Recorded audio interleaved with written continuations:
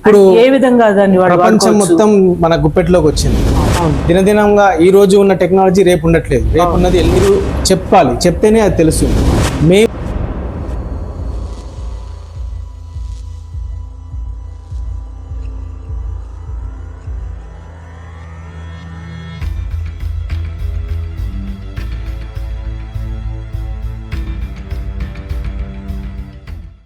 నమస్కారం, నా పేరు ఇందిరా శ్రీనివాసన్. నేను హైదరాబాద్ నుంచి వచ్చాను. ప్రస్తుతం మనం కరీంనగర్ పట్టణంలో దశాబ్ద కాలం కంటే ఎక్కువగా చార్టెడ్ అకౌంటెన్సీలో విశేష అనుభవం గ్రహించిన వన్నం మల్లేశం గారితో ఉన్నాం. ఈ రంగంలో ఆయన అకౌంటెన్సీ, టాక్సేషన్ ఇటువంటి స్పెషలైజేషన్స్తో ఈ పట్టణంలో మంచి ఆదరణ సంపాదించారు. గత నెలలో ఇన్ఫ్రీ అనే ఒక సంస్థను స్థాపించి దాని ద్వారా రకరకాల సేవలను అందిస్తున్నారు. మనం ఇప్పుడు మల్లేశం గారి మాటల్లోని ఇన్ఫ్రీ సంస్థ అంటే ఏంటి, దాని యొక్క ఉద్దేశాలు ఏంటో తెలుసుకుందాం. మల్లేశం గారు, గత దశాబ్ద కాలంగా మీరు ఈ కరీంనగర్ పట్టణంలో పనిచేశారు.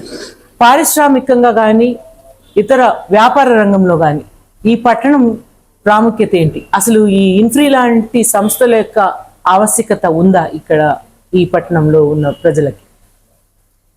నమస్కారం, నా పేరు వెన్నం మల్లేశం, చార్టెడ్ అకౌంటెంట్, కరీంనగర్.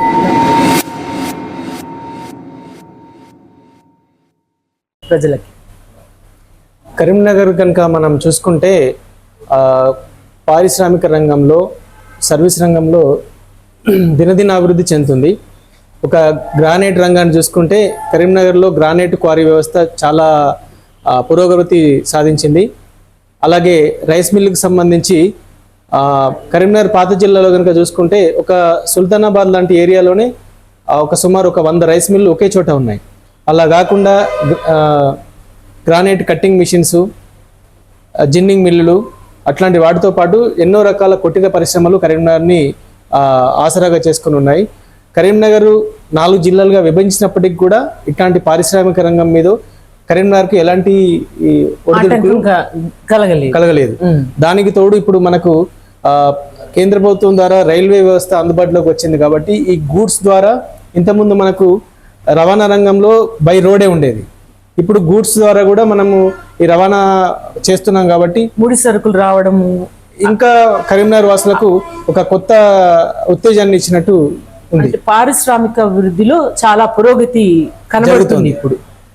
ఈ సందర్భంలో మన ఇన్ఫ్రీ లాంటి సంస్థ ఎటువంటి సేవలను అందించాలని అనుకుంటుంది? అయితే ఇన్ఫ్రీ లాంటి సంస్థ కరీంనగర్లో స్థాపించడానికి ఒక ముఖ్య ఉద్దేశం ఏంటంటే, మీరు ప్రపంచవ్యాప్తంగా ఇప్పుడున్న పరిస్థితుల్లో ఆర్టిఫిషియల్ ఇంటెలిజెన్స్, ఆటోమేషన్ రంగాన్ని చూసుకున్నట్టయితే అకౌంటింగ్ వ్యవస్థ 5వ స్థానంలో ఉంది.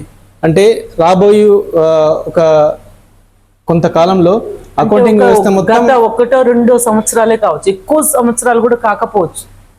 ఎందుకంటే ఇప్పుడున్న వ్యవస్థలో సాంకేతిక రంగం విప్లవాత్మకమైన మార్పులకు వస్తున్నాయి. అవును, దినదినంగా ఈ రోజు ఉన్న టెక్నాలజీ రేపు ఉండట్లేదు. రేపు ఉన్నది ఎల్లుండి ఉంటుందో ఉండదో కూడా మనకు తెలియదు. కాబట్టి ఆటోమేషన్ వ్యవస్థలో అకౌంటింగ్ అనేది 5వ స్థానంలో ఉంది. కాబట్టి మనం ముందు జాగ్రత్తగా ఇప్పటి నుంచే మనం ఆటోమేషన్ ని అకౌంటింగ్ లో రంగాన్ని తీసుకురావాలన్న ఒకే ఒక ముఖ్య ఉద్దేశంతో పాటు దాంతోపాటు కరీంనగర్ లాంటి వాసులకు కార్పొరేట్ స్థాయి సేవలు అందించాలన్న ఒక ముఖ్య ఉద్దేశంతో మనము ఇన్ఫ్రీని తీసుకురావడం జరిగింది. అంటే మీరు డిజిటైజేషన్, ఆటోమేషన్ ఈ 2 పదాలు వాడారు. ఏ విధం దానిలో కొన్ని ఉదాహరణలు చెప్పండి. డిజిటైజేషన్, ఆటోమేషన్ వల్ల మీ కస్టమర్లకి వనగొడే ప్రయోజనం ఏంటి? వాళ్ళు ఏ విధంగా ఉపయోగపడుతుంది? సింపుల్ అండి. ఇప్పుడు మనం చూసుకుంటే ప్రస్తుతానికి నా దగ్గర ఒక ఎగ్జిస్టింగ్ వ్యాపారవేత్త ఉన్నాడు. ఆయన టర్న్ ఓవర్ సుమారు 1.5 కోటి ఉంటుంది. వీళ్ళు రెగ్యులర్గా మంత్లీ జిఎస్టీ రిటర్న్స్ ఫైల్ చేయాలి. వీళ్ళు మంత్లీ జిఎస్టీ రిటర్న్స్ ఫైల్ చేయడానికి వాళ్ళ ఆడిటర్కి వాళ్ళు పర్చేజ్ చేసిన బిల్స్, వాళ్ళు సేల్ చేసిన బిల్స్ మనకు ఫిజికల్ కాపీస్ తీసుకొచ్చి ఇస్తున్నారు ప్రస్తుతానికి. సపోజ్ కరీంనగర్ లాంటి ఏరియాలో అయితే మనం ఎక్కడైనా సరే ఒక 15 నిమిషాల్లో ఎక్కడి నుంచి అయినా సరే మనం ఆఫీస్కి తీసుకోవచ్చు. కానీ ఇదే మీరు ఒక హైదరాబాద్ లాంటి ఏరియాస్ తీసుకుంటే బిల్స్ మనం ఇక్కడ నుంచి తీసుకెళ్లి ఆర్డర్కి ఇవ్వడానికి సుమారు 1 గంట పడుతుంది. ఇదే కరీంనగర్ లో 20 నిమిషాలు పట్టింది అనుకోండి. ఈ 20 నిమిషాలు మేమేం చేస్తున్నామంటే డిజిటల్ రూపంలో కనుక మీరు ప్రాపర్గా స్కాన్ చేసి ఆ బిల్స్, ఆ పర్చేస్ బిల్స్ కానీ ఆ సేల్ బిల్స్ కానీ మాకు పంపించినట్టయితే మీకు 20 నిమిషాలు సేవ్ అయినట్టే. ఈ 20 నిమిషాలు మీరు మీ వ్యాపారంలో కేటాయించారనుకోండి, ఉన్నదానికి ఓ 10% 20% మీరు ఎక్కువ వ్యాపార అభివృద్ధి చేసుకోవచ్చు. దాని ద్వారా మీరు ఎక్కువ సంపాదించుకునే అవకాశం ఉంటుంది. ఉంది. ఇంకొక విషయం చెప్పారు మీ సంభాషణలో, మొబైల్ యాప్ ద్వారా కూడా కొన్ని సంస్థలు కొన్ని సేవలు అందిస్తున్నారని. ఇప్పుడు ఏ విధంగా దాన్ని ప్రపంచం మొత్తం మన గుప్పెట్లోకి వచ్చింది. అవును, ఒక మొబైల్ లేకపోతే ఆహారం లేకపోయినా మనిషి ఒక గంట ఉండగలుగుతాడు, కానీ మొబైల్ లేకపోతే ఉండటం లేదు. ఇప్పుడున్న మా వ్యవస్థలో మొత్తం ఆన్లైన్ వ్యవస్థ ఉంది.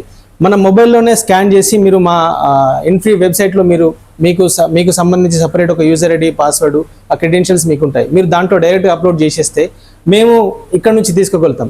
దానికి మీరు సపరేట్ మెకానిజం, మీరు ఒక స్కానర్ని కానీ లేదంటే ఇంకో వ్యవస్థను మీరు కొనే అవకాశం లేదు.